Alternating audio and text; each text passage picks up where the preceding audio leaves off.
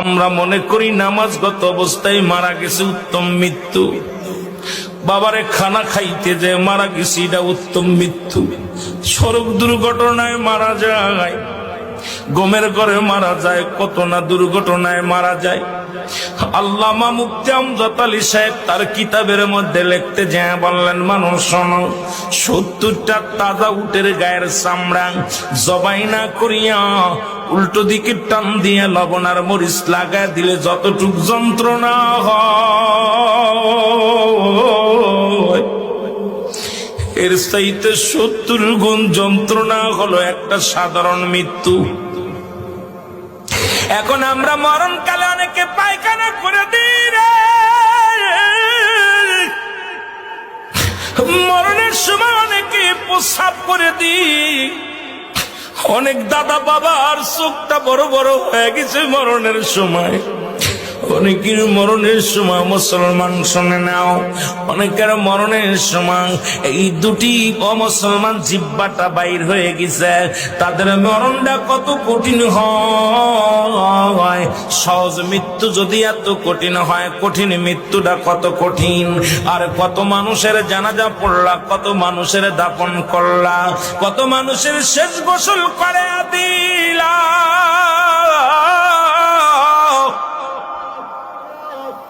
আজকে একবারও চিন্তা করলে না তোমার গোসল কে করাইবে, তোমার কবর কে খুঁড়বে, তোমার জানাজা কে পড়বে রে মুসলমান, তোমার কে তোমার দাফন করবে? আল্লাহ,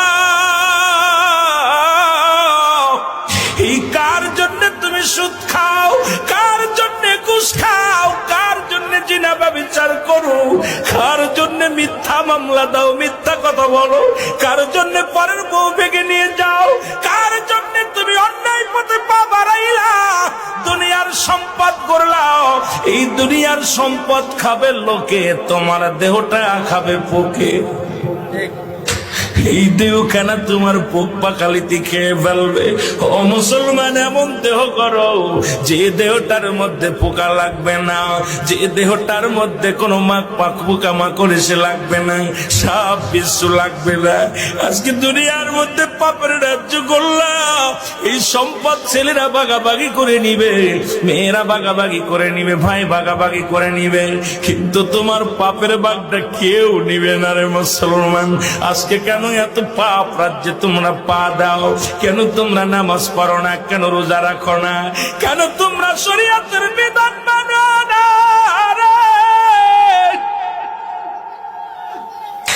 এই দুনিয়ার মানুষের কোন দিন ডাকে যাবে আল্লাহ, এই দুনিয়ার মায়া ছেড়ে চলে যাব।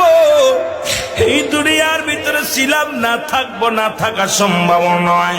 এই জন্য চোখের পানি ছেড়ে দাও, কাঁদো চোখের পানি। যে চোখ দিয়া মাছের চোখের মতো একটু পানি গড়াইয়া পড়বে, আমার আল্লাহ চোখ দিয়ে জাহান নামে দিবে না। ও মুসলমান, কত আলোচনায় বসলাম, চোখের পানি আসে না। কত বক্তার ওয়াজ শুনলাম, কেন অন্তর কাঁদে না? কেন আমাদের অন্যায় পথে এত ধাবিত হয়? কেন আজকে এত অন্যায় করি? একবার বয়াদা করে মুসলমান, ছোট্টবেলা থেকে শুনলাম, বাবায় কয় মানুষের মতো মানুষ হতে হবে, দাদায় কয় মানুষের মতো মানুষ হতে হবে, উস্তাদ কয় মানুষের মতো মানুষ হতে হবে। ও মুসলমান, গুরুজন কয় মানুষের মতো মানুষ হতে হবে। আপনিও মানুষ, আপনার বাবাও মানুষ, আপনিও মানুষ, আপনার মায়ও মানুষ, আপনিও মানুষ, আপনার উস্তাদও মানুষ, আপনিও মানুষ, আপনার পীর সাহেবও মানুষ। কেন আপনাকে মানুষের মতো মানুষ হতে বলেছিল? আজকে বুঝতে পারি রে মুসলমান, কেন বলেছিল। এই কেনর জবাব এখন বুঝতে পারি। কেন বুঝতে পারলাম শুনে নাও। আজকে ডক্টর এমবিবিএস ডাক্তার পাস করি আইসা রে, টাকার জন্য যাদের অপারেশন থিয়েটারে যাই না, আজকে ডাক্তারি পিএইচডি করিয়া বড় বড় ডিগ্রি নিয়ে ডাক্তার হইয়া টাকার জন্য যাদের হাতে রোগী মারা যায়, এই ডাক্তারগুলো মানুষ না অমানুষ? জোরে বলেন, মানুষ কি অমানুষ? আওয়াজ জোরে হয় নাই, মানুষ কি অমানুষ?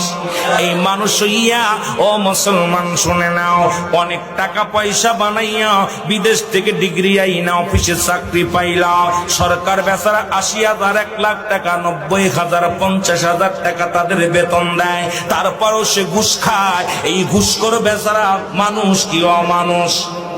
জোরে বলেন, মানুষ কি অমানুষ? আইরে আমাদের দেশ নাই, আজকে পিয়নের হয় ৪-৫টা বাড়ি। আমার দেশে অনেক পিয়ন আছে রে মুসলমান, এই পিয়নের 10টা বাড়ি, তার বেতন হলো ৭,৫০০ টাকা। কেমনে সে ভিআইপি গাড়িতে চড়ে, কেমনে বাজানদের এই দুনিয়ার মধ্যে ৫তলা বাড়ির মালিক হয়, 10তলা বাড়ির মালিক হয়? এরা আসলে মানুষ নয়, এরা হলো অমানুষ।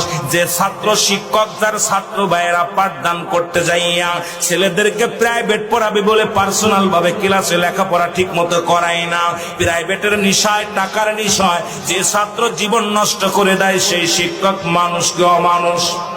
যারা বলো মানুষ কি অমানুষ? আওয়াজ নাই, আপনাদের মুখের জবান বন্ধ থাকলে আলোচনা হবে না। এ মুসলমান শোনে নাও, এই দুনিয়ার মধ্যে যে ছেলে লেখাপড়া শিখে গাঁজা গুলি খায়, একে মানুষ কি অমানুষ? যারা মাদক সেবন করে, এরা মানুষ কি অমানুষ? মুসলমান, আজকে দেশের সম্পদ যারা গাড়ি আগুন দেয়, যারা বোমা মারে, মানুষকে হত্যা করে, এরা মানুষ কি অমানুষ? এর মুসলমান, কোন মানুষ কোনদিন মানুষকে মারতে পারে না। এই মানুষকে পুড়ায়া দেয়, মানুষকে জ্বালায়া দেয়। আপনারা আবার কইলে আবার বলবেন রুল আমিন সাহেব বুঝি আমলিকের দালাল। নারে বাজান না, শুইনালন যারা দেশের সম্পদকেও রক্ষা করতে পারে না, এই সমস্ত অমানুষগুলো কোনদিন মানুষ হতে পারে না। আমার দেশে অনেক পুলিশ আছে তাহাজ্জুদের নামাজ পড়ে, আবার কিছু পুলিশ আছে 20 টাকাও ঘুষ খায়, 10 টাকাও ঘুষ খায়। ওই পুলিশগুলো মানুষ কি অমানুষ? যারা বলো মানুষ কি অমানুষ? আজকে যারা মানুষ হইয়া লেখাপড়া করিয়া গো, বাবা মায়ের বৃদ্ধ বাবা মায়ের যাদের কাছে জায়গা হয় না রে,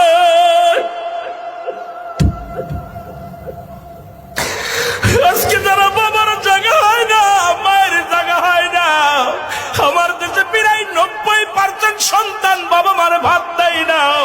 বাবা মা তাদের কাছে বোঝা হয়ে গেছে, কত কষ্ট করে লেখাপড়া করাইলো, কত কষ্ট করে তাদের জীবন গড়লো। এই সন্তানগুলো মা বাবার তাদের খোঁজ নেয় না। এরা মানুষ কা মানুষ? আরো জোরে বলো, মানুষ কা মানুষ? এই আজকে এখন আপনি বুকে হাত দিয়ে বলেন কয়টা মানুষ এখানে বসে আছেন, তারপরে ওয়াজের ময়দানে বসেন। আগে আপনি একবার বুকে হাত দিয়ে বলেন আপনি মানুষ হতে পারছেন কিনা। আপনি দুনিয়ার মধ্যে যত ফিতনার মধ্যে, দুনিয়ার মধ্যে ঝামেলার মধ্যে, আজকে আপনার কথা দ্বারায় মানুষ শান্তি পায় না, আপনার ব্যবহারে কষ্ট পায়, আপনার ব্যবহারে প্রতিবেশীর সুখ নাই, আপনার ব্যবহারে এলাকাবাসীর সুখ নাই। আপনি কেমন মানুষ, কেমন নেতা গো মুসলমান? তুমি নেতা হইয়া ঘুষখোর বদমাইশ সেই শুই না লও, আজকে বুকের হাত দিয়ে একবার এখানে বলতে পারবা কয়টা মানুষ জান্নাতের বাগানে বসেছেন? আমরা পৃথিবীর মধ্যে 99% মানুষই অমানুষ হয়ে গেছি। ধরে বলেন ঠিক কিনা?